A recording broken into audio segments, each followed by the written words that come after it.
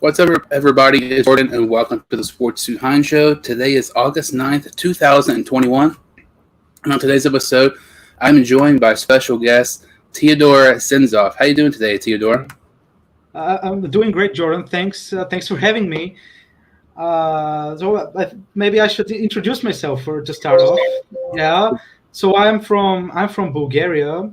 That's pretty unfamiliar for like American sports show or something like that.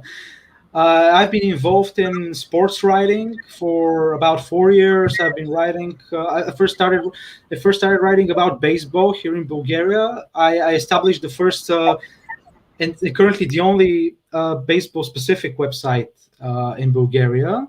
Then I wrote about NFL and the MLB for a British media, and currently I'm a part of an American website called Overtime Heroics, where I'm a staff writer in the NBA in the NFL department. I'm a writer in the MLB department. And I'm also, apart from covering the leagues as a whole, I also often take a focus on the New York Jets in the NFL, and in the MLB, I focus on the Miami Marlins. Although I'm more of people around me know that I was a Mets fan, but it was no problem for me to cover that. Also, you can follow me, of course. Let's mention that on Twitter at Teodor Tsenov, also on Instagram at TRDO Gaming, and I also had a podcast, my personal podcast. It was called Last Man Standing with Teodor Tsenov, where I talk about everything in the NBA, in the NFL, in the MLB, professional wrestling, and I most often take a perspective of talking about a perspective based on facts, on statistics, and I often take perspective talking about the business of those sports. And I've done a lot on research on ratings in those sports, about the structural business side, and that podcast kind of I kind of had to stop it because I was in my senior year in high school, but I'm thinking of renewing it soon. So anyone who is interested in that could perhaps follow it. And also, I have to mention also that I'm going to be studying international sports management in the University of Hague in the Netherlands, where I'll be moving in a couple of days. So that'll be me furthering my focus in the field of the business of sports. So that's about it. Yeah. So many things. That is really, really cool. We kind of mentioned before the show, I've only had somebody from Canada, a different country. It's really, really cool to have somebody from Bulgaria. We were messaging. You said you were a Mets and Jets fan. I was kind of assuming you were from New York because, I've had people from New York on here a couple of different times, but that is really, really cool. And you mentioned, it's interesting because you're from Bulgaria and you say you're a big NFL fan. That's something you not really hear, quite. That's something you don't really hear quite often. That's kind of where our first topic we'll be talking about is the Cowboys Steelers recap. That was the Pro Football Hall of Fame game this past week. So what were your kind of maybe thoughts or anything like that on the Steelers and Cowboys game? As always, that game featured very few that will actually serve as a piece for something to analyze that is actually has to do with the regular season. A couple of things perhaps could be more on the Steelers side, more interesting things. Probably more followed were the first steps of Najee Harris in a Pittsburgh uniform. He went 7 for 22. He has 7 carries for 22 yards, an average of 3.1 average. And of course, that although that is still a preseason game, it's gonna be even his preseason games are gonna be interesting to watch. And by the way, he's been rumored to have had a very fast start in the beginning of training camp, which is something that the Steelers are gonna want a lot, since now they don't have James Conner anymore, and they're a little bit shorthanded in the backfield. Of course, it's always the state of their receiving corps. It's not the best. It's not the best that they could have wanted to have, and their defense is as good as it's always is. But when you have an unbalanced team, you cannot be very confident about your chances, especially in a tough division like the AFC North, where Baltimore is going to remain very strong. They were very good. Baltimore was very good, relying on their strengths a lot in the past 2 years, and now they've addressed some of their weaknesses, some of their holes, and that makes them even better. The Browns have a very balanced roster, very few holes. Their defense is better. Offensively, they look like player for all those three teams. Although the Bengals are not gonna probably not gonna compete for anything close to a division title, they're gonna be a difficult opponent for all three teams. They could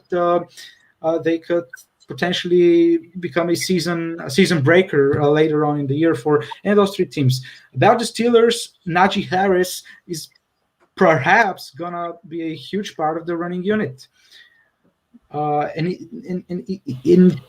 it's really on him to have a huge rookie year for the Steelers to have any chance of being a balanced team, to have a good offense.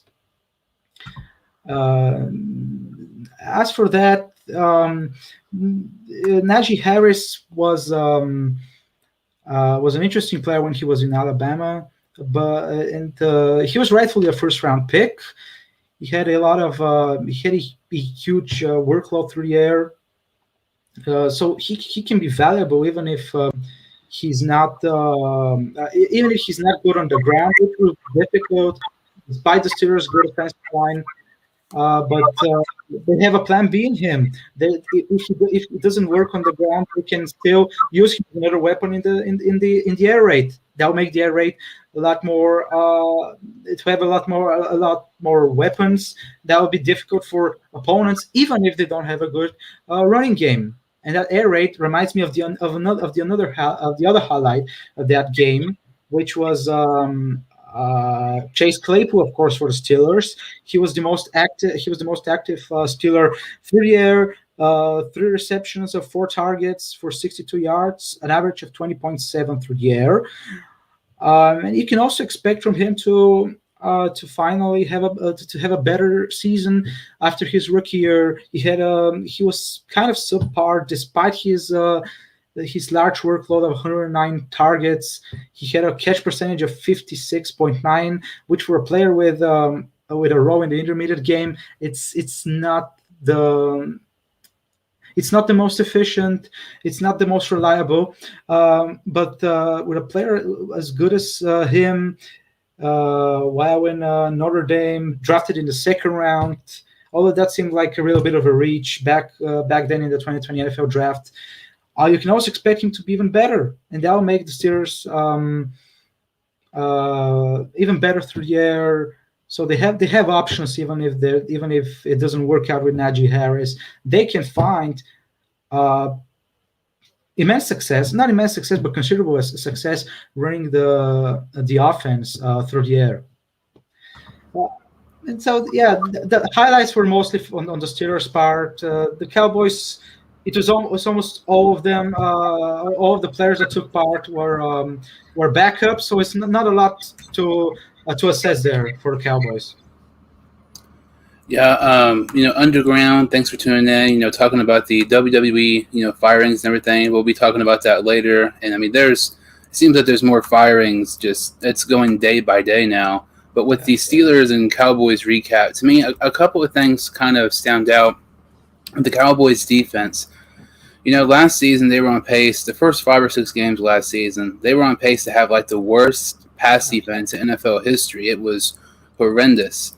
And in the Steelers game, You look at guys like Micah Parsons. He didn't play much at all. Only played a drive or two. But, when he was playing on the field, you automatically, you saw his presence on the field. He was a big-time player. I believe he was the one who had that fumble recovery. And, not many people expected the Cowboys to take Micah Parsons in the first round. Not many people. Well, nobody really thought they needed a linebacker in the first. They took Parsons and Jabril Cox, the LSU linebacker. And with the Cowboys, honestly, I feel like their defense, they gave up 16 points to the Steelers without Roethlisberger playing. But then you look at the Cowboys starters only played for a couple of drives. But then you look at the Cowboys offense side of the ball. I feel like their quarterbacks, Garrett Gilbert to me is hands down the second string quarterback. That Ben DiNucci, he is not good at all. And the Cowboys offensive line, honestly, surprised me quite a bit. You think of the Steelers, in my opinion, being a Bengals fan, having to play the Steelers twice a year. When one of the first words that come to mind when you think of the Steelers is defense. They are year after year after year having a top tier defense. Their defense really stood out in that game. And even like the second and third string guys, in the third and fourth quarter, the Cowboys have a decent offensive line, not great. But I kind of thought the Cowboys' offensive line would play a little bit better. And then you look at the Steelers' offensive line. The Steelers have a whole new offensive line compared to last season. And for the most part, they actually played pretty well. I was very, very surprised at how good their offensive line was. That to me, that was one of the biggest concerns heading into the season. I know it's only one game and it's preseason. You look at the Lions and the Browns. Both those teams were 4-0 in the preseason, and then both those teams ended up going 0-16. So, these type of games, win or loss doesn't really matter. But I was very surprised how good the Steelers' offensive line was. You mentioned Najee Harris. I thought he played all right. Nothing great, nothing horrible, just kind of about average. And then, I was just to me, it was just very interesting. I was just really happy we actually saw football back, for the first time in February. And then the Steelers, they had, it seemed like their depth players and, their second and third string guys played far better than any of the Cowboys' second and third string guys. And it's very interesting. And, now we're getting, a full week of preseason football, just coming up in a couple of days now. And cannot wait for more football. And, the Cowboys and Steelers, the one thing I do not like about the Hall of Fame game is, everybody's so excited for the NFL season to come back, but the Hall of Fame game proves time and time again it's honestly one of the most overrated football games of all time because it's like everybody's just so excited for football, they don't care who it is, and then by the second quarter, we're watching like third-string quarterbacks play. But overall, I thought I was just excited to see football. I cannot wait for this week for even more, games and everything. And, something a couple of days ago that was honestly really shocking in the NFL, kind of going here to our next topic. The Cowboys are expected to have a really nice year, but another team who's expected to have a really nice year, that is the Buffalo Bills. They signed Josh Allen to a massive, massive, massive contract extension for 6 years worth $258 million. That is on average $43 million per year. And when I first saw it, I didn't really know how to feel. I thought it was way too much money, but the more I thought about it, by the time Josh Allen's contract ends, those 6 years, $43 million. As insane as it sounds, that's actually going to be cheap for a top-tier quarterback like Josh Allen. Yeah, that was exactly what I was. That's exactly what stood out as the most important thing from that deal. $43 million a year looks a lot, but then you think about how much quarterbacks were going to be paid more. The rate of their contracts increasing, it would have been huge. And then you add into the mix the salary cap going up. So by the next couple of years, especially by their first out, because this deal has the chance to release him with just $8 million of dead cap after 3 years of that contract. But even especially by then, those money that he'll have received in his first 3 years of that extension it will be the standard, if not cheap, for a quarterback like him, because first, teams are going to have a lot more space to spend on players, and of course they're going to spend a lot. They're going to spend more on quarterbacks. Quarterbacks are going to become even going to become the highest paid, even to a bigger extent. And it seems to me that the Buffalo Bills are not just going to have not just going to have as sufficient finances to address the other parts of the team as they have now. This might even be cheap by 2024 or 2025. Even if the other players' salaries go up even then. And it's the other good thing about the Bills is that a lot of their players are also locked in until 2024, 2023. Stephon Diggs, his contract expires in 2024. Even with that big contract, which looks big now that the salary cap is about $200 million, even now, it's apparent that the window for a Super Bowl for the Bills is wide open. They look even better than they looked last year, and the promises are for even better performance than last year. And in the playoffs, it's always a little bit of a randomness to it, because the sample of the games it's too low. And of course, when it's direct elimination, of course, in the playoffs, more of a chance for the worst team to win that game, meaning that the best team might have otherwise won 9 of 10 games, but losing that one game means that they are out.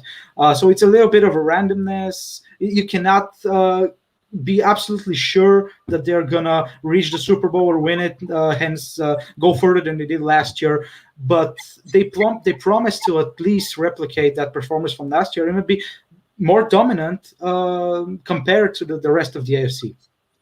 And exactly. You look at what all the Buffalo Bills did last season. That was with Stephon Diggs, his first year with the Buffalo Bills. Imagine what they can do this upcoming season with Josh Allen. And with this signing, like I mentioned, when I first saw it, I thought it was crazy. The more I thought about it, I honestly think this is not a bad deal at all. This just sounds crazy. $43 million per year for a quarterback right now, signing a guy like Josh Allen. It's actually kind of cheap by the time his contract ends. And with the Bills, to me, kind of thinking about Josh Allen, where he fits as the best quarterback in the AFC, I'm going to put Josh Allen number 2 as the second best quarterback in the AFC. I'm not going to include Deshaun Watson because we don't know what's going to happen with him this season, but I would put him right behind Patrick Mahomes. I think there's a big gap between Mahomes and Josh Allen, but I feel like Josh Allen is the second best quarterback, not in the AFC. I think Allen, and it's interesting because you look at Allen's first year, some people were already finished with him. He was one of those project guys, take time. Let's see what he can do. And, Brian Daboll, their offense coordinator, has helped him so much through his progression the past several years, making Allen into a star. And I really think this is a great signing by the Bills. There were some rumors that they could possibly trade for a receiver or a tight end. Why not get a guy like Zach Ertz from the Philadelphia Eagles to maybe help yourself for a contention for a possible Super Bowl run? And with Stephon Diggs and some other guys as well, I think it would be smart maybe if they would go Ertz, but just maybe get another weapon for Allen. Because like you said, Diggs is locked up for a couple more years. The Bills are going to be one of the best teams in the AFC, maybe even the NFL for the next 3 or 4 years or so. I think this was a great, signing for the Buffalo Bills. The one thing I will say, though, people have said, with Josh Allen going to be making $43 million per season, since Lamar Jackson's won an MVP, he should make more money, or he should make similar to Josh Allen. Some people have said, Baker Mayfield will probably make something similar to Josh Allen. The one thing I will say about this, Josh Allen is completely different from Lamar Jackson and Baker Mayfield. Josh Allen has far and away more potential than Lamar Jackson and Baker Mayfield. It's not even close. I feel like you look at all the young quarterbacks right now, I feel who's, rookie contracts kind of towards the end. I feel like Josh Allen's the only rookie quarterback who's worth even close to this. It kind of goes to our next topic here. What's next for Lamar Jackson and Baker Mayfield? I already kind of mentioned, I don't feel like Jackson and Mayfield are even close to this, in my opinion. You kind of mentioned the playoffs with Josh Allen. He was pretty good in the playoffs this past season, and nobody can ever say that so far for Lamar Jackson. I'm not trying to sound like a Lamar Jackson hater, but how people say, quarterbacks, if you have to show it big in the playoffs. Lamar Jackson has never done that before. And to me, I feel like, whatever happens with the Ravens this season, I feel like it has a huge implication of what Lamar Jackson will get with an extension. I feel like if Lamar Jackson played in the playoffs, played in the playoffs like he did this past season, I would not pay Lamar Jackson more than $35 million. That's the absolute max I would pay Jackson. That's if he would play like he did this past season in the playoffs. And then you look at the guy like Baker Mayfield. Honestly, I know this might sound crazy. I would already pay Joe Burrow, Justin Herbert, and Kyler Murray the $35 to $40 million contract per season before I would even consider taking Baker Mayfield. Baker Mayfield, to me, he's not going to win you games. He has so much talent around him. I feel like Baker Mayfield's more of a game manager than anything. He's just there to play turnover-free football. He's not going to have to throw 400 yards to help your team win. They have so much talent there in Cleveland that he just has to play okay, and it can end up with the victory. But with Josh Allen's contract, I just really feel like it's so much different because the potential with Allen compared to Mayfield or Jackson is there's a major, major gap. I feel like Lamar Jackson and Baker Mayfield should not be even close to getting what Josh Allen is with his contract extension he recently got. Yeah, no doubt about it. You mentioned that Jackson and Mayfield are a lot different from Allen, but there is no doubt that they're both a lot worse than Allen. It also has to be noted that Jackson is also much different than both Allen and Mayfield. I'd like to focus on him a little bit. He is not a typical successful NFL quarterback. Let's just put it that way. He doesn't have the accomplishments through the air to justify being considered even anything close to even too good. Obviously, the Ravens have in addition to featuring him on the ground, they've run their offense almost completely on the ground. Through the air, Lamar Jackson has had a light workload in addition to being featured in a lot more easy situations, which puts into question why the media, why even some fans consider him a star. They consider him a star because he's entertaining, but from a standpoint of a general manager, from a standpoint of a person taking decisions about the team that he's putting on the field, it doesn't seem like when you because we talked about how Josh Allen, despite his big contract, the Bills are going to still have cap space to improve around him, but that does not mean perfection. That does not mean that you still have a lot of money, to have tons of money to address everything, and sacrificing something else to have Lamar Jackson thinking about how he's a good quarterback, despite the fact that there are different sets of standards about quarterbacks in the NFL, the ones that are passers, pocket passers, a guy like Lamar who is a run threat, but he's just being put the label of a good quarterback. Never mind that the way that he's considered to be good, or he's actually should be considered entertaining, but he's put the label of being good. Sacrificing something else, especially if it's wide receivers, for that would be net negative for the Ravens. I would not even, if I was the Ravens, I don't think I would even consider giving him a big contract, just because you can get a lot easier, a lot better of a passer who's gonna who's gonna increase your chances for a lot less money, because the passing game still rules the NFL, and it's been proven that that quarterbacks who have problems throwing the ball cost their offense a lot. And so I would reversely, I would want to have a good running game, but you can have a good running game. Tennessee proves it. Cleveland proves it. But the you can have we having a pocket passer. Even if Mayfield is imperfect, he's a lot better than Jackson throwing the ball. And if you decrease the number of good players on the ground and through the air around Jackson, he's going to have a lot more problems. He's not going to be considered MVP anymore. So he's not that valuable as people think, because he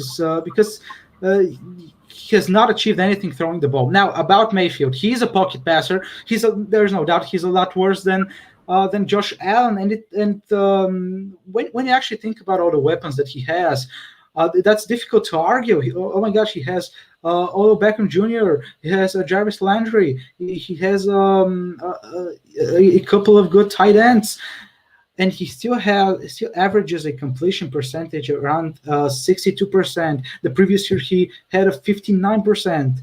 In his rookie year, he had 63 with a lot less weapons. Okay, but those are not good numbers. Those are numbers that are a lot lower than Josh Allen's. And although Josh Allen's weaponry is not that much better, and this is really a sign that a quarterback has had problems. He maybe is more valuable doing his job than Jackson, but he has almost failed. He's not a bust.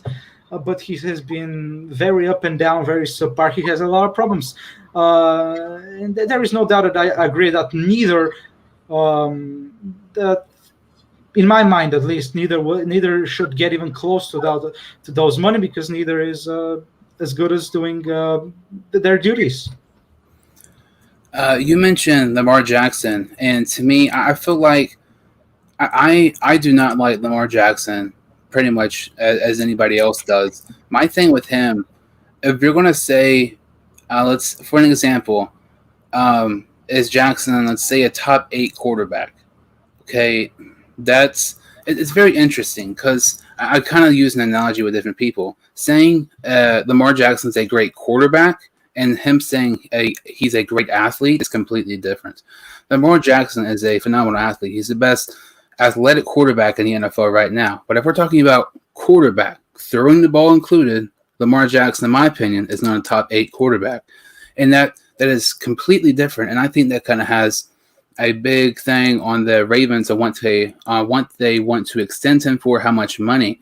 If I'm the Ravens, like, I would not, as of right now, I would not pay Lamar Jackson a dime over $35 million. But at the same time, let's say he has another bad performance like he does in the playoffs, like every single game he has ever played in the playoffs. I feel like with Jackson, it's just like you kind of have to re-sign him in a way, because you think about the Ravens. The Ravens are going to be in the playoffs more than likely. So they're going to have a pick maybe around, 20, 22, something like that. So at that point, no top quarterback is going to be there at that pick. And by the time you sign another, let's say a really nice quarterback on the free agent market, I would say, depending how bad Lamar Jackson, if he would play bad this season, I feel like if you sign a quarterback, the prices between that quarterback and Lamar Jackson might not be that far off. And you mentioned Baker Mayfield. Baker Mayfield, I don't think he's a bust, like you said, but I feel like he's one of those guys where he has potential that we haven't seen, but he's not pretty much unleashed it yet, if that makes sense. Like, with all the talent around him and Cleveland, there is no reason he should not be playing better. Honestly, I'm not trying to sound biased. If Joe Burrow played for the Browns last season, the Browns would have won the AFC North. And because in my opinion, I think Burrow is already better than Baker Mayfield. Guys like Justin Herbert is already better than Baker Mayfield. Mayfield, to me, he did play good in the playoff game against the Steelers, not as much against the Chiefs. But to me, I feel like, in a sense, like Mayfield, in my opinion, should get paid less than Jackson. Kind of going back to Jackson just for a second, I just do not think it would really be smart if the Ravens would let go of Jackson, because you look, ever since Jackson has started the game in Baltimore, they have specifically ran their entire offense around Lamar Jackson. There's a reason why they continue to sign running back after running back after running back, and not really, sign these top tier wide receivers. They did draft Rashad Bateman in the first round this past year, but you look at their offense. Their offense is to kill you by the run. Whether, let's say, if they're up 10 points, you cannot come back and beat them because they're just going to run the ball down your throat. They're going to take time off the clock. But the other side of things, if the Ravens are down 10 points, they cannot win. And I have this discussion with different people all the time. Their offense is specifically made for Jackson. If you watch college football, it's kind of like, Army and Navy. They run the ball down your throat. If they could be down by 20 points, but they're still going to continue to run no matter what. And, I was watching a game, I do not remember what game it was, a couple weeks ago, but the Ravens were down by like 10 points with like 4 or 5 minutes left, and they continue to run the ball instead of letting Jackson throw, trying to win the game by his arm. He cannot do that. He can only win the game by his legs. With the Ravens, I feel like I just do not think it would be smart to let go of Jackson and not extend him.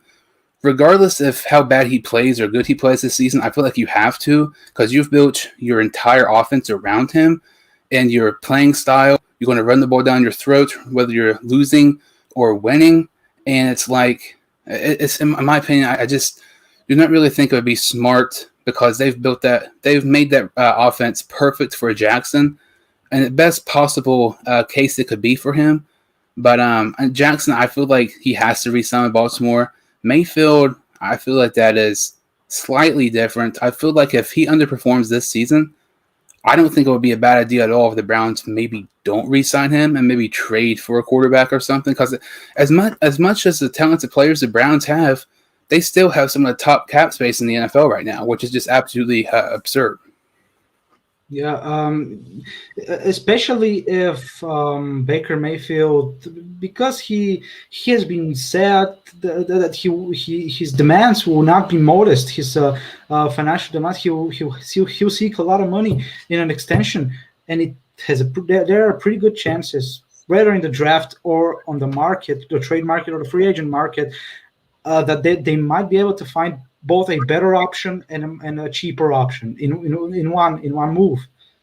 So it's I'm not really. Yeah, I agree that if they get rid of Jackson and they get a pocket passer, the Ravens, they're going to have problems with their current personnel offensively. But you have to start a process from somewhere. Because I don't think that if you stick with him for another 5 years, I don't think the results are going to be good.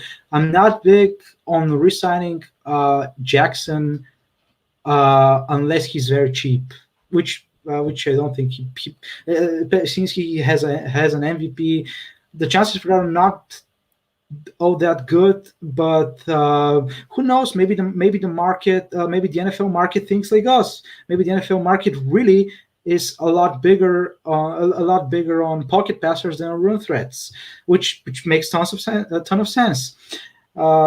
Which will then mean that demand for him will be lower, his price will be lower. But of course, we cannot claim that since there are no indications. About Mayfield, there is a good chance that he might not be a Brown beyond his current deal, because there's a good chance that the Browns might be able to find a cheaper option that also is better on the field. It's better for the cap space. And with Jackson, I feel like Jackson's far more intriguing opposed to Baker Mayfield for a possible contract extension. Because realistically, I feel like there is a chance we might not see Mayfield in Cleveland.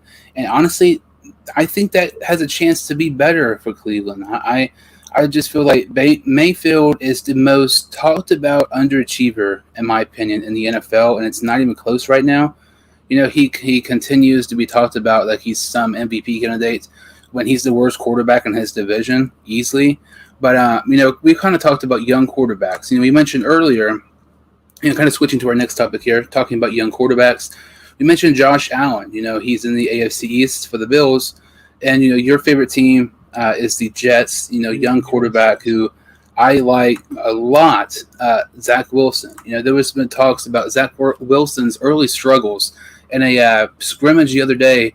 He was 11 of 24, 112 passing yards, 2 interceptions, and on 7 drives, he led his offense to just 3 points, 2 interceptions, and 4 punts. So what are your kind of, being a New York Jets fan, what are your kind of thoughts on Zach Wilson's early struggles? Are you concerned a little bit, or do you think everything will pan out? Well, on the other hand, those numbers sound pretty bad. On the one hand, on the other hand, no real reason to buy too much into those performances. Not only is it just one day, like one game, it will be too small of a sample to assess a particular player's performance. It's also a training camp. It's not even preseason, which is more closer to the natural in-game happenings.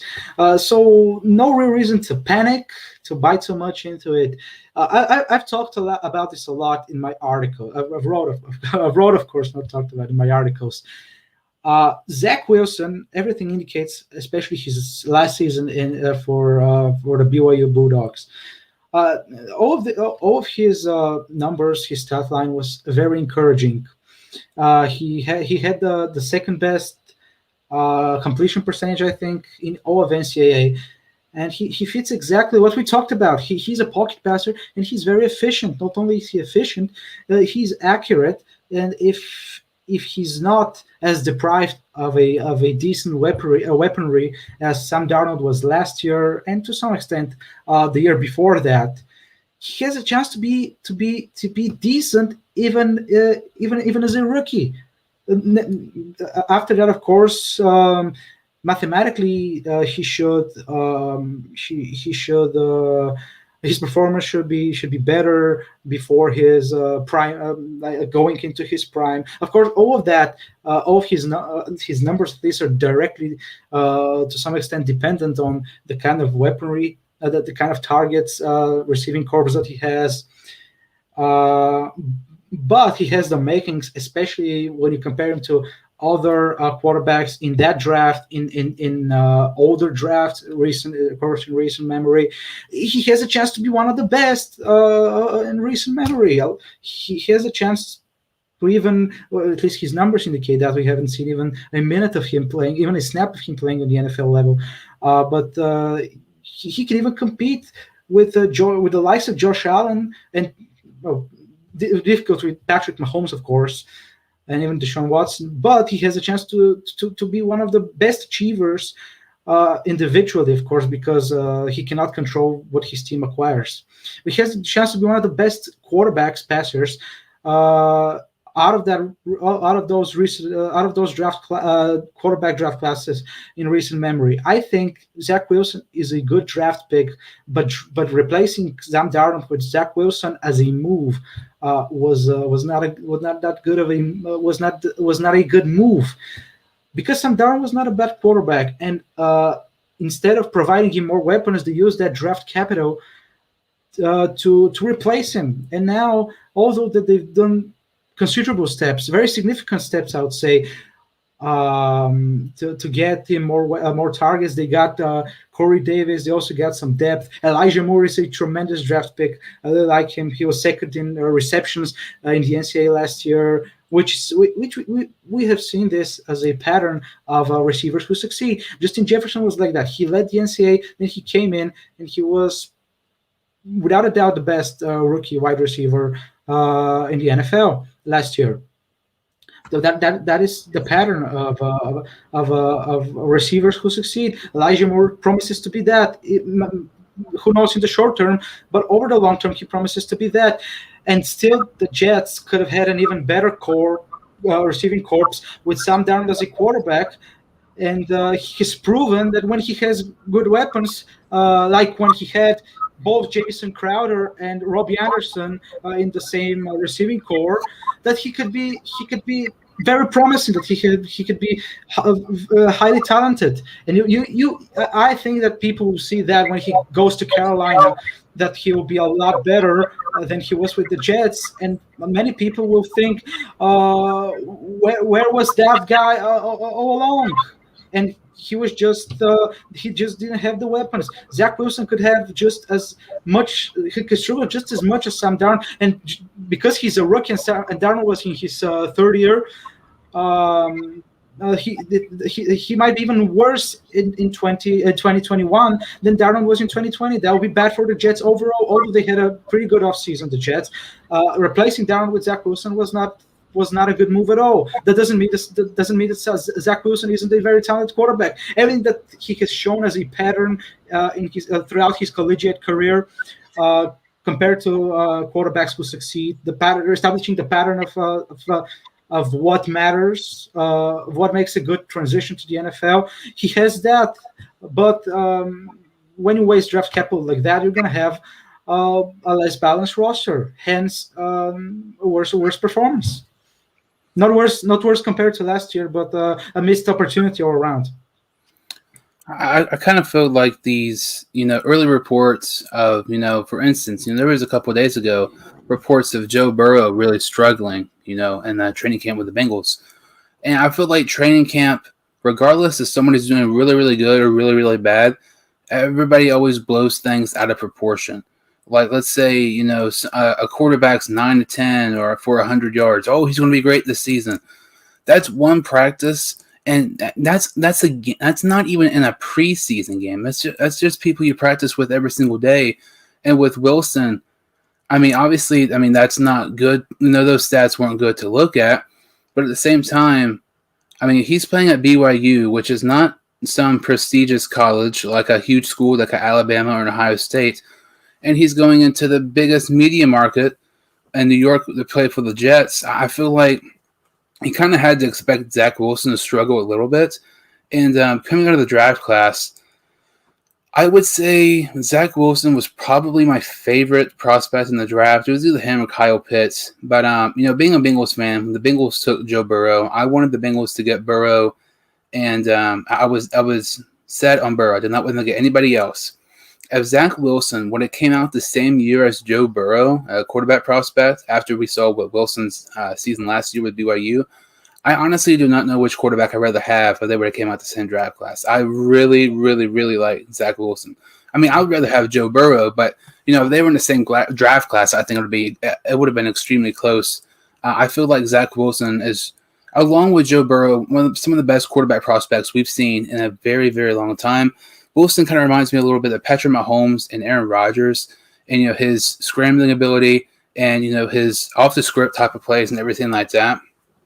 And I'm very interested in Zach Wilson this season because you mentioned, Sam Darnold was not a horrible quarterback with the Jets, but at the same time, he did not have a good offensive line. He did not have good targets. Sam Darnold leaves New York. And it seems like as soon as he leaves the Jets, that's when the Jets are starting to make some moves. Last season they drafted Denzel Mims in the second round from Baylor. They signed Corey Davis. They drafted Elijah Moore, which was a very good pick. Last year they drafted Mekhi Becton, the offensive tackle from Louisville. This season, they traded up to get, I believe, Elijah Vera Tucker, the offensive lineman from USC. So they're really, really getting some more offensive line help and targets for Zach Wilson because that's something that never really did much with Sam Darnold. So they're making sure Wilson gets some more targets and some offensive line help, so he doesn't kind of have a similar situation with Sam Darnold where he can be good, but if he doesn't have the weapons. But with these Zach Wilson early struggles, I feel like these are just kind of blown out of proportion a little bit.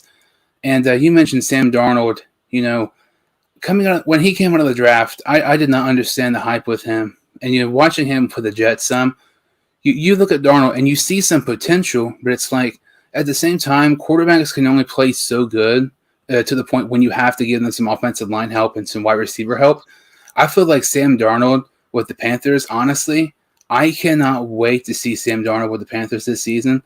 I continue to talk about surprise teams of the 2021 season. The Panthers and the Vikings are the two surprise teams I cannot stop talking about at all. Very, very excited for the Panthers, and I'm very, very, very interested in the Jets because I feel like the Jets, they're not going to be in playoff contention this season, but they have so many young, talented players. Let's say you get maybe like 4 or 5, maybe even 6 wins this season. Next year, who knows? Maybe you could possibly be in playoff contention next year. Yes, you know who I'm interested in performing. I'm interested in how the Bengals are going to do, because I think the Bengals have a very improved team. They've improved their offensive line. They've improved much. The only big problem is probably the receiving corps, but I think that is also going to be not a surprising team to the point where they compete. Of course, not in especially that not in that division, not along the likes of the Panthers and the Vikings, who for whom I agree with you. But I think I'll be more positive about them than about the Jets. Even if the Jets have a better record, it seems like replacing Darnold with Wilson instead of using efficiently that draft capital kind of hints that their direction is not. It's the right direction, but there is too much mistakes that are going to be costly. Yeah, it's going to be very interesting, with the Jets this season, even the Panthers, kind of like I mentioned. And we've kind of talked about the NFL this whole episode, and we talked about briefly before the show started. We're both into wrestling, WWE, AEW, and the past week, a couple of days ago, there was even more firings from the WWE this season, this year. I mean, that's over 50 talents released from the WWE. What are your kind of thoughts on all these, firings from WWE? What do you think this could maybe mean for them? Well, I think in the beginning, because you kind of group the firings, you kind of put them in a different group. Those firings that came after the beginning of the pandemic. In the beginning, it seemed like they kind of said it was to cut costs. But it much more made sense that a lot of the guys that were released were not to be used. Did not have as much as big of a role in terms of storyline. They didn't seem to even close to being regularly involved. I've been thinking that for a long time, that even though this is kind of, and that's of course why they do it, this is one of the weird things about WWE. Their roster, even though they have over 5 hours, not about more than 7 hours a week of broadcast of wrestling on television and on the network, their roster still seems too big. It seems like they've employed way too much wrestlers. Of course, that is not weird. Even now, it was even more explainable when they had less competition. Not that they have so much direct competition right now, but before AEW, the wrestling ecosystem was even more. They were even more unchallenged to the top. Of course, WWE often claim, which I think is something that can be confirmed, that they're also in another ecosystem that they recently claimed that, which has been known for a long time, of course, that everything, every kind of entertainment is competition to them, and they're competition to it. Of course, it's not just wrestling, and of course, this is the way that WWE has really become the phenomenon. after the demise of World Championship Wrestling and Extreme Championship Wrestling, it then improved itself even more, um, trying to defeat other forms of entertainment, which I think is mainly justifies the further stages of wrestlers who are released. Especially, it's interesting. The case of the NXT releases is very interesting. It's been rumored that they are thinking of changing the direction, and it's probably is the main reason why many of those came. And of course, nobody knows what it's going to be. NXT has for the past a few months, probably even longer, has not been has not had the momentum that it once had, even before it moved to the USA Network.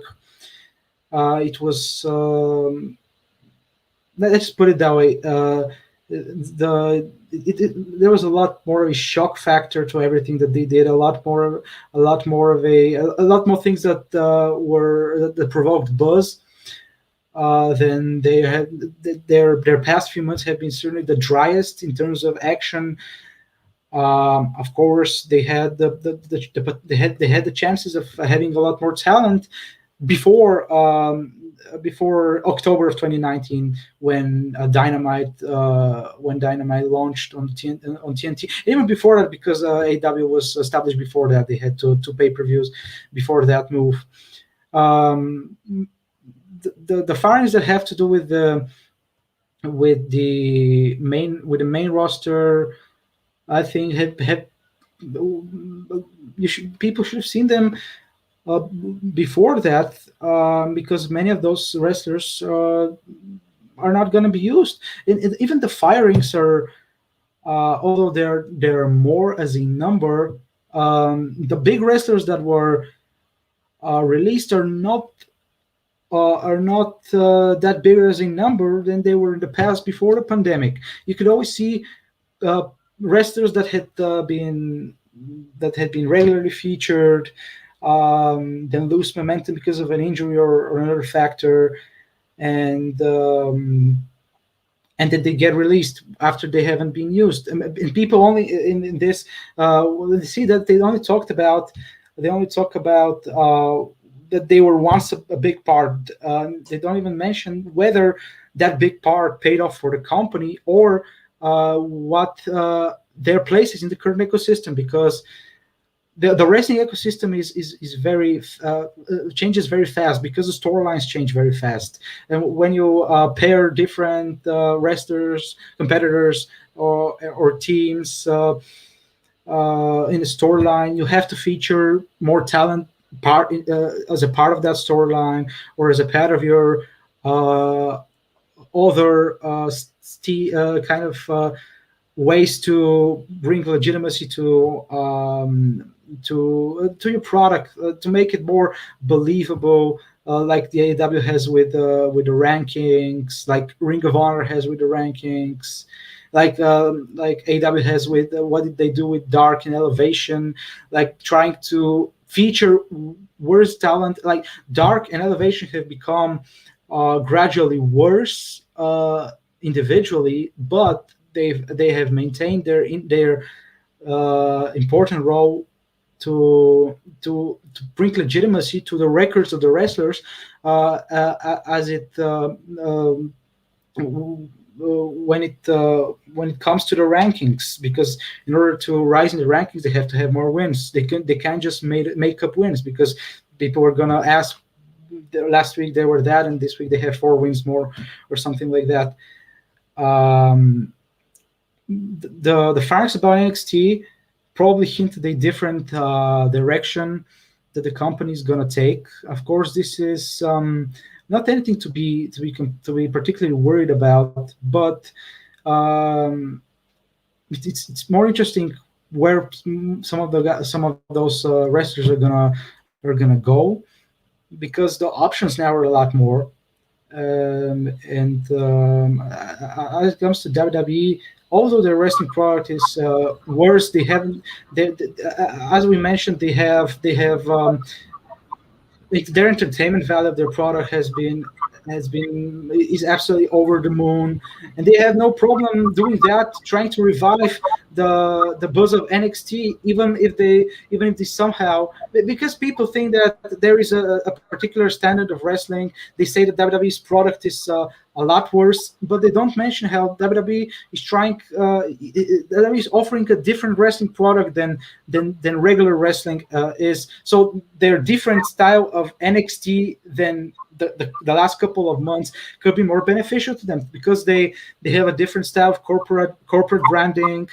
They appeal to a wider audience, but an audience with different interests. They have a bigger presence within regular media, within even sports media, within the entertainment community, and that does not guarantee that the NXT or the company itself will go downward from here, even after releasing those names. Of course, the interesting is where those names are going to go from, and what Triple H's reaction is going to be, because he's kind of the father of NXT. And every time something like that happens, something that goes from the upper management that affects NXT into a negative way, somehow its image or its direct way that affects their shows. It always has some kind of reaction from the NXT management. And you mentioned entertainment from WWE. I feel like the WWE is a far more entertaining aspect of wrestling compared to AEW, New Japan, Ring of Honor. And sometimes that could be a good thing, because you can maybe get more publicity that way. But also sometimes that can actually be a bad thing too.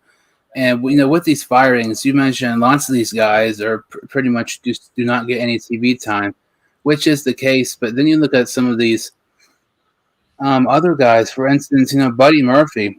I thought he had potential. He was in that Rey Mysterio storyline. That storyline just basically vanished out of nowhere. Then he ended up getting fired. Somebody else is Andrade. That was kind of a surprising one, especially with him dating Charlotte Flair. Aleister Black, to me, that's one that stands out, because they were hyping him coming back on SmackDown for weeks, and it finally looked like he was going to have a feud with Big E, and then like a week or so later, he gets fired. Braun Strowman, he was in the main event of a pay-per-view match for a title match, and just 2 weeks later, he gets fired. Strowman, to me, I will say, I was never really much on Strowman. I always thought he was kind of overrated a little bit, but it was just kind of surprising. He's one of the bigger guys, and really ever since the brand split in 2016, he's somebody who really made a name for himself ever since the brand split. He's been a champion. He's fought, Lesnar, Goldberg, Reigns, all these top guys, and he gets fired. And then you look at the one that just happened a couple weeks ago. To me, one of the last firings as of now, which there's going to be more firings, because it's just been absolutely crazy. The worst firing out of any wrestler the past, really since the pandemic started last year. Because you really look at it, Heath Slater, Zack Ryder. That's when some of those firings happened around SummerSlam of 2020. Of all the firings that have happened since the starting of of the coronavirus, easily the worst firing is Bray Wyatt. To me, that makes absolutely no sense. And I was talking to somebody the week of it. It was actually about 2 or 3 days before that firing happened. And I was talking, you look at the WWE, they have so much young talent, and they just, at times, they don't know how to use it properly. There was, you look at Bray Wyatt, you see him as a possible guy, kind of like the Undertaker of this era, and especially, or even Aleister Black. If you don't want to go Bray Wyatt, maybe take the Aleister Black route. Instead, you release both of them. Bray Wyatt, to me, Honestly, watching Raw, it has been impossible to watch. And the only thing, in my opinion, even remotely entertaining has been, the whole, Fiend's character. I thought it's been very entertaining at times, kind of having multiple personas, kind of like with Mick Foley. And with Wyatt, it's like, even if you don't want to have the Fiends, have him go back to his original character and have him be the Undertaker of this era, because he's that one heel who's like, it just makes so much sense. And it just, to me, you had so much potential with Bray Wyatt. When you think of WWE's top talent who wrestles on a consistently basis, in my mind, the top two names that come to mind are Roman Reigns and Seth Rollins. If the WWE would have used Bray Wyatt properly in the way he should have been booked and everything like that, there's no doubt in my mind that Bray Wyatt would have been, honestly, Bray Wyatt might even be a bigger star right now than Seth Rollins, and right up there close. Maybe not as a maybe not as a let's say a Hollywood name like Roman Reigns, but I honestly believe Bray Wyatt would be right up there near Roman Reigns if they did not properly use his talents, because he could have been this next star, but they've just unable to properly book him and use him. And I really feel like, let's say if Bray Wyatt goes to AEW, something like that, and you kind of mentioned competition. Vince McMahon was kind of in an interview, and he mentioned AEW is not competition. Kind of joking, said, "Oh, I might just release more superstars." And he, at this point right now, it's like you're getting super, super cocky with all this situation. Okay, you already let Aleister Black go to AEW when he's Malachi Black, and he's already honestly a bigger star than he was in WWE, not NXT, but I would say more than WWE. But then you look at, let's say if you get Bray Wyatt in AEW, all of a sudden, I mean, all these firings, they suck for WWE because, one, people lose their job. Two, I mean, they have potential, but WWE doesn't know how to use them right. And three, for WWE, you're letting these talents go to AEW, like Malachi Black, Andrade, Miro, who was Rusev in the WWE. At some point, you need to stop releasing these type of talents, because they're not only going to make you look bad because some of these guys had so much potential and you didn't know how to use them. They're going to make you look bad when AEW has all these stars, and all of a sudden, you kind of mentioned ratings and stuff really, really early in this episode.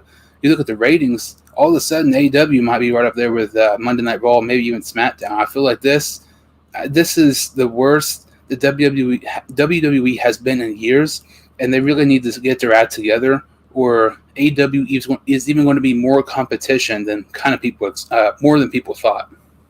Yeah, I want to add about Bray Wyatt. Despite me justifying all those releases over the past year, I think Bray Wyatt is indeed one of the most egregious ones. Because Bray Wyatt, he's been known to be a genius, not only in executing his character, but in his creativity. So whether they even gave him creativity going forward, the Fiend as a persona fit WWE's entertainment focused product, if you wanted. Business strategy when it comes as regards a wrestling company. Bray Wyatt, the Fiend and Bray Wyatt is a pretty interesting topic. You have not really the traditional, but more of the AW backed, more of the wrestling a fan base that backs AEW, that backs even New Japan, the pro in-ring product crowd. They have been telling you all along that they hate things like the Fiend, and with a straight face, it's kind of cringy sometimes. But WWE is not that kind of a company like AEW is, like New Japan is. Well, New Japan actually very, very often features entertainment more often than people think. It's just that in Japan you have to feature less because people there are concerned with because the mainstream there, because of the traditions that New Japan and other companies like All Japan even though it have, people the mainstream there is a lot more concerned with watching in the in-ring product, like watching matches, than the mainstream in the United States. So not catering, but connecting with the mainstream crowd in the United States would take you featuring more entertainment than focusing on the in-ring product. And Bray Wyatt and the Fiend, when it came about, when the idea about a Fiend came about, it was perfect, and it only went uphill from there, probably until the pandemic. And I think that it kind of started to go downhill probably after last year's WrestleMania, probably after the match with John Cena. But all along, it was something that was a perfect even elevation for all of their components, even financially. Even if of course, if you give them creative control, even better. But that is something that they miss an opportunity, not just in what people perceived to be wrestling. They miss an opportunity in their style of wrestling, the direction that they had taken all along. By the way, I think that they could have benefited from what Aleister Black was in NXT, despite him actually being a lot better of a wrestler in NXT than Bray Wyatt was while being the Fiend. But there was no way to believe that they could have executed that right, of course, because despite being not despite, but because they are focused in another direction of wrestling. It's not sports entertainment. If it's better, it's better to call it more often sports entertainment, because that's what it is. It's entertainment more than wrestling. Because of that, they're gonna book a wrestler, a gimmick as a wrestler worse. They're just gonna be worse at this, and it's fair to believe that they're worse even at having that those storylines that Aleister had in NXT. If they had executed it right, if they had taken notes from what Triple H did in NXT with him, they could have benefited from this also in their entertainment-focused style. When it comes to ratings, it's that ratings have been dropping. Let's first talk about cable. Ratings have been dropping, but everything else is also dropping, and WWE's Raw is still pretty close to the top. And you could see that it went up a lot when crowds came back, although it could be of a concern to a certain extent that the drop that has been occurring in the past 5, 6, 7 years. It's when you compare it to everything else, it's not that concerning for the company. And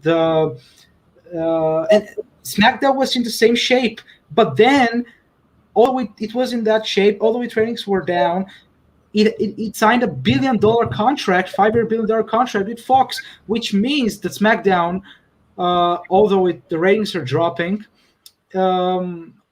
was still promised to be near the top.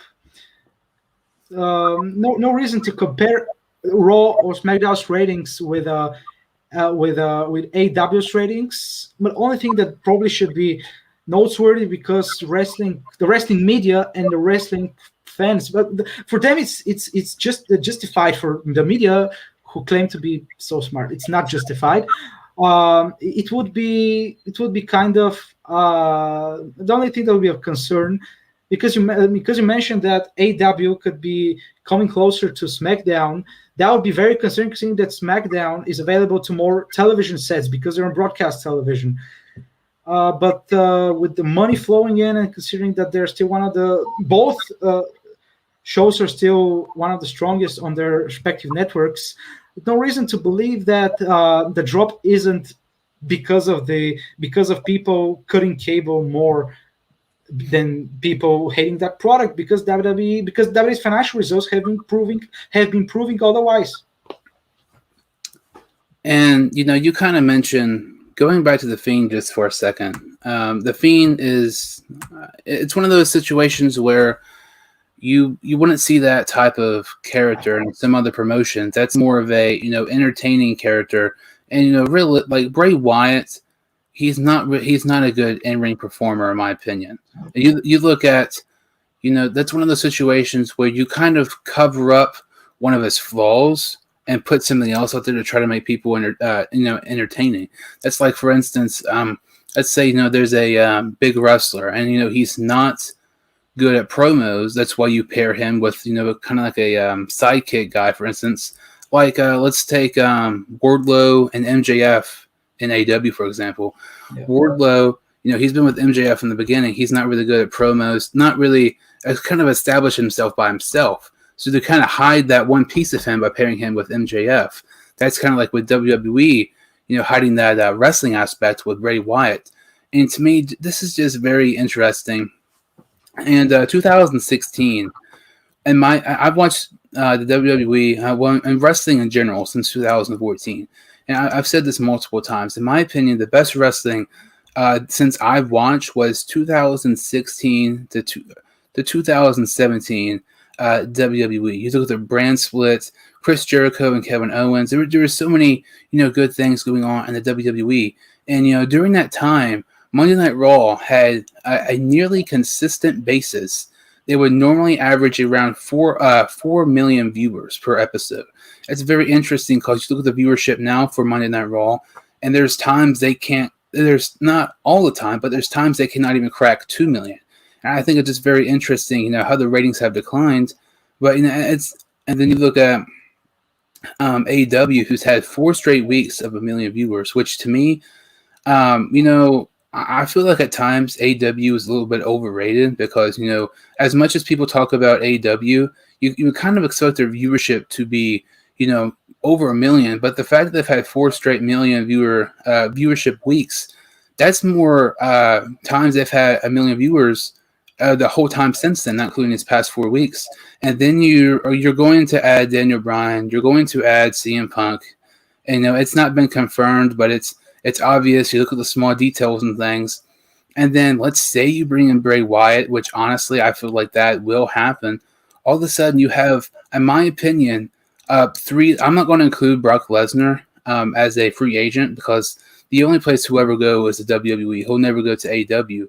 But all of a sudden, let's say Bray Wyatt, CM Punk and Daniel Bryan, like I said, are already signed with them. All of a sudden you have 3 of the top biggest wrestling free agents in the world today, with the likes of, Kenny Omega, Chris Jericho, Cody Rhodes, Jon Moxley. I just think it makes it more intriguing and interesting, and especially, like, I feel like now is kind of the WWE. I think it's a great time right now for them, and they're really, really lucky that it's around SummerSlam season, because if this is not around SummerSlam, if this is like Payback or whatever it is, some crappy pay-per-view, we wouldn't be seeing John Cena in WWE. The fact that SummerSlam, I would say it's arguably the second biggest pay-per-view for the WWE in the year. You bring Cena back, you're bringing Goldberg, which in my opinion just really doesn't make any sense. But you're bringing these stars in. If you're WWE, you got to be so lucky and fortunate and happy that this is SummerSlam season. Because if not, I mean, and with Cena, if he's not on TV, you can go ahead and drop at least 100,000 or 200,000 viewerships right off the bat if Cena's not on your TV.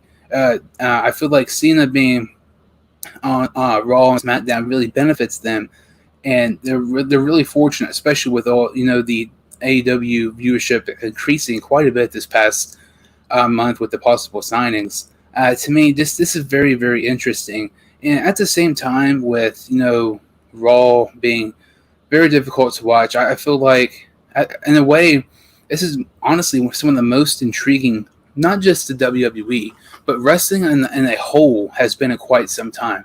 Because think about, John Cena is going to tie Ric Flair for the championship. You look at Goldberg's coming back. Roman Reigns is one of the top stars today. There's rumors about The Rock returning to Survivor Series. Then you look at AEW, and with their ratings going up, that may help Raw try to get their act together in the storylines. And then with CM Punk, Daniel Bryan returning from wrestling, I really feel like not just AEW or not just WWE, but wrestling as a whole, it has potential to be very entertaining for the for however long, some of these guys are with their respective companies. And, kind of one final topic here. We kind of talked about, some of our, favorites. We kind of talked about before the show, some of our favorite wrestlers. And I was looking at something, and today actually marks the 22 years ago today. Chris Jericho actually made his Raw debut. Actually, I went to go find my Jericho shirts before we started. But 22 years ago today, it's absolutely crazy. So, with his 22nd year anniversary, do you have maybe like a favorite Jericho feud, match, storyline, anything like that? I have. I have to say that I probably missed a big chunk of his career because I've watched a little bit of his WCW days. I've watched his early Raw days, but then I'm not really knowledgeable then, and then I'm knowledgeable on after that knowledgeable on when I started watching wrestling around 2016, 2017. But it's interesting if you focus on the really talked about moment, which was his feud with Kevin Owens, which concluded in WrestleMania 33, which was highly entertaining. It was good in the ring, and he has often said that this show, that the position of this match, which was early on in the card, should have been a lot higher. It should have been amongst the most focused on not just on the card, not just putting it higher on the card, but being focused on in terms of promos, in terms of what you promote, what you market to your audience. It should have been a lot higher, and it was really a pretty good story. And he has said after that this was one of the things that perhaps made him leave WWE, first for New Japan, then for AEW. And you can really see this was one of the stories that I've had the chance to of following closely, that you could best see that Jericho, for the better part of his career, was an almost elite in-ring performer, but his character was incredibly valuable, both both as a face and as a heel. And with Chris Jericho, to me, I kind of mentioned before the show, it's very interesting because at first, watching wrestling, I couldn't stand him, but the more I watched him, the more entertaining and stuff, and he's my favorite of all time. And you mentioned Kevin Owens and Jericho. To me, I feel like that has to be one of the top storylines in Monday Night Raw and just WWE in general for quite some time. It's definitely up there. And I really feel like the Festival of Friendship, how that all went down, I really feel like, looking back, I don't think they possibly could have wrote that any better. Like, that was absolutely phenomenal. And I saw a very interesting interview. Jericho was asked about that, whole situation. And he said the Festival of Friendship and everything like that, it almost did not happen like that way. He begged Triple H to make that storyline happen, looking at why is my name on the list and everything like that. That almost did not happen. But to me, that sucked to see Owens and Jericho split up, but that was just in a tremendous feud. I wish more WWE storylines were like that now. And a couple other ones. I kind of mentioned I've watched New Japan a couple of different times. And I remember getting up one day and I was looking at my phone. I heard of Kenny Omega, but I only saw like one match of him in New Japan, and I saw Chris Jericho challenges Omega at Wrestle Kingdom. I was really surprised because nobody really heard of Chris Jericho for a while because he was touring with his band Fozzy and everything, and then that feud, to me, that was absolutely fantastic. Not just WWE feud or AW, but just in general, that Omega and Jericho feud is definitely one of my favorites of all time. It was very, very interesting. And it's like, that was about 3 or 4 years ago. And you look at Jericho turns 50 in November. So he was like 46, 47, something like that in that match. And that was one of the best matches that I've seen of him probably ever. I thought that was a great match. And something else interesting, he talked about that he cannot get a cannot get a taken down by one wing angel by Omega because one of his doctors said that could really mess up his back, so he cannot be in that spot again. But I thought that match was really good. That was one of my favorite feuds of him. And AEW to me, there was a couple about a month or so I wasn't able to watch AEW, but when he first had the championship and everything with the Inner Circle, I really, really enjoyed that. Now, it seems like he's not being quite as big as what he used to be, and I feel like we're pretty much toward the end of his career. I would be absolutely shocked if he's still wrestling 1 year from now.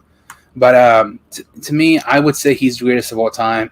I know that's a very debatable topic, but there's just so many interesting storylines and everything like that. And the one thing to me I really like about Jericho, you mentioned with Bray Wyatt, the creativity with Jericho. I mean, he's 50 years old and still basically reinventing himself, bringing on whole new characters. He got the word "it" over in WWE. Not many people can do that. He made a list.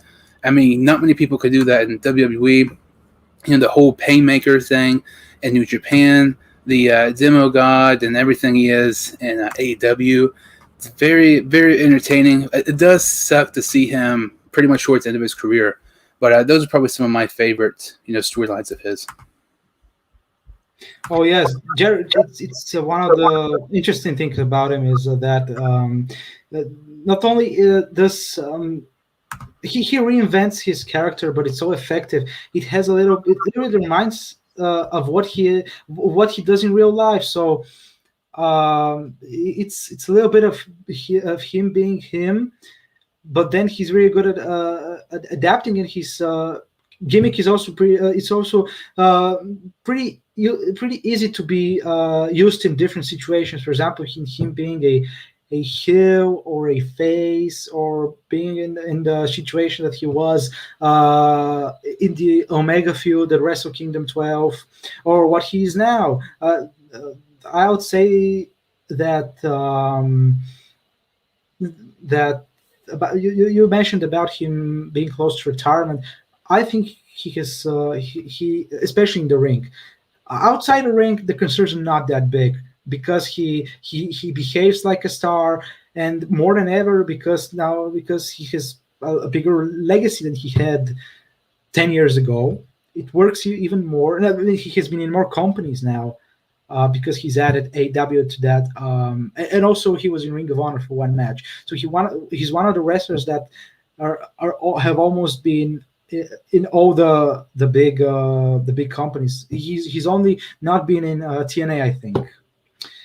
And so his legacy, his rock star like legacy is now stronger than it's ever been, which works great in storyline essence, which made for a pretty good transition. He was a heel in the beginning in AW. Now he's more of a face.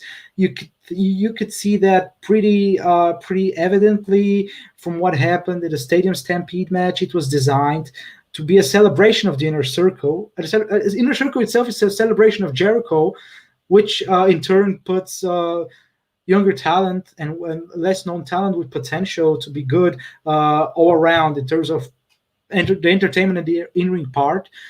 But at the same time, it's celebration of Jericho. It was in the same time match was a celebration of the Inner Circle. So now his character is more efficient than he ever does than it's ever been. But the problem is that in the ring, it's starting to.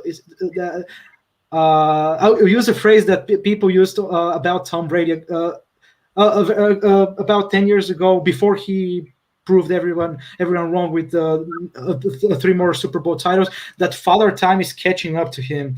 He has looked worse and worse in the ring. And and since we're in the midst of a feud with the Pinnacle and MJF, it's not crazy to start thinking about what about sending him off, about the best way for him to retire within the AW scopes, to have a proper send off while putting another talent over. And will MJF have that huge role in retiring Jericho in order to perhaps make him an even bigger villain within AEW? That would be pretty good. I don't. Nobody knows what the step would be, but it absolutely makes sense to start thinking about sending him off, because it really is. He really is towards the end of his career, and you can see that from his wrestling output, which has seemed worse and worse by every show. Yeah, and it's like you look at his wrestling, and it's like it's not something that you'll occasionally see. It's like week after week after week. The more you watch, the more you realize like his, some of his like botches and match and everything. You can definitely tell there might be a mess up or two, but he was on the Steve Austin podcast on WWE Network months ago, and nobody thought that would happen. That was just really crazy that he was on WWE, TV under an AEW contract, and he mentioned AEW. Yeah, he mentioned AEW. Yeah, mentioned Guevara and some other people. It was just absolutely crazy, and that was several months ago. And during the interview, he said he maybe had 1 or 2 more years. That was probably about 3 or 4 months ago. That was actually before, I believe, the the Pinnacle formed and MJF turned on Jericho. But to me, I've said this from, I believe, March, and honestly, Chris Jericho, I believe he said in an interview he would like for his last match to be Lance Storm, because that was somebody who he was in the first match with.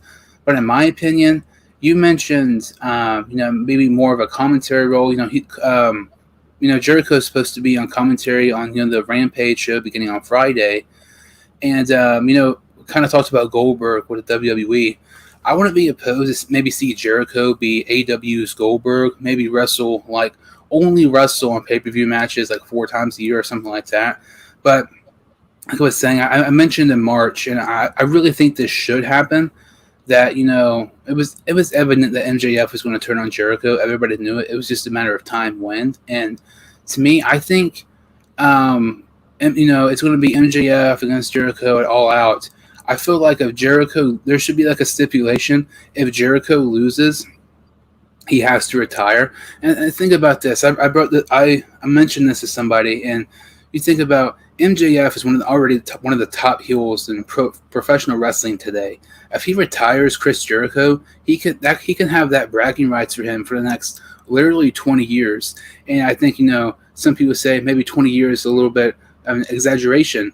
But at the same time, you look at Jericho. He beat Steve Austin and The Rock on the same night, and that was over 20 years ago, and it's still talked about. I feel like MJF retiring Jericho at All Out, it makes so much sense, the storylines of it all. Like, you look at it, and something else I tweeted last week, and it's like, with these stipulations and the 5 labors of Jericho and everything, I feel like at this point, Jericho is just getting everything off his wrestling bucket list that he's unable to do yet. He wrestled a guy who he had a feud with 20 years ago. He was wrestled in a death match that he has no reason to be a part of that match, but he's 50 years old. He's never been in one, so he wants to do it before he retires. He's wrestling, some of these future top stars in AW, like Wardlow, ain't going to be MJF at All Out. I feel like this is basically Chris Jericho's final big final tour, final everything. I really feel like MJF retiring Jericho at All Out, it makes so much sense. I do not want it to happen. Like, I always like to be right when I make predictions, but it's one of those situations where I really, really, really hope I'm wrong. And I could be wrong, but realistically, I really, really think it makes the most sense for AW here. Yeah, well, All Out might seem a little bit too soon. Perhaps if they drag it out while continuing to provide twists and turns to the storyline between the Inner Circle and the Pinnacle until Double or Nothing, that could work. And the most important thing, I don't see if a feud with MJF does not is not the proper send off for Jericho. I don't know. A better feud, a better opponent with which he could have more chemistry. With opponent who is as complex wrestling wise on the mic and in the ring as MJF, as well as a guy who has a legacy within the AW storylines. I cannot see anything close to that they can use to elevate Jericho's character, to elevate another wrestler. That would be intriguing to end his career. And I completely agree with what you said there. Nobody in AEW even comes remotely close to making MJF the most sense. Even, let's say, WWE for that matter. Nobody in WWE even makes sense. I mentioned, kind of my thing was All Out to somebody, and they mentioned, what if he went back to the WWE, if he was retired by Kevin Owens, which to me, that just makes no sense. Kevin Owens, he's a very underrated wrestler, but at the same time, he's not some 23, 24-year-old like MJF who you could build up. And I know I mentioned it, but just the bragging rights that you could have for the next so many years. Oh, you never heard of MJF? Well, he's the guy who retired. Let's say of a guy who does not know who MJF is, and they're just getting into wrestling and they have not watched for forever. You've not heard of MJF? Oh, he's the guy who retired Chris Jericho. All wrestling fans have heard of Jericho before, and all of a sudden, oh, that's intriguing. I might check that guy out. I might watch AEW. Things like that really can, help build a star and, help build a company in a way. I really feel like the whole, Jericho situation, when he retires, who it's going to be against, is very, very, very interesting. It's not something that I look forward to because like I said, he's my favorite of all time. I'm not excited about him retiring, but it is very interesting to see maybe, his, future past the in-ring days. Like I mentioned, he's going to be on commentary and Rampage soon. But, this episode was, a bunch of fun. We kind of talked about the Cowboys and Steelers recap, Josh Allen's extension with the Buffalo Bills, what's next for Lamar Jackson and Baker Mayfield, Zach Wilson and the Jets, the far too many WWE firings this year, and kind of talking about Chris Jericho's 22nd anniversary making his Raw debut, and maybe how Chris Jericho will end up being retired. So, Teodor, can you tell some of the listeners who can follow you on social media and everything? Yeah, you can follow me on Twitter on @Teodor Tsenov. I'm not sure if you can see it written, but whatever. Maybe in the title or in the description here on YouTube, you can see my name. It's the same on Twitter, and on Instagram, it's TRDO Gaming. I'll make sure to put all the links in the description in the bio once this video is over. Make sure to like this video, subscribe to the channel. I really, really appreciate it. See you all next time on the Sports Dude Hines Show.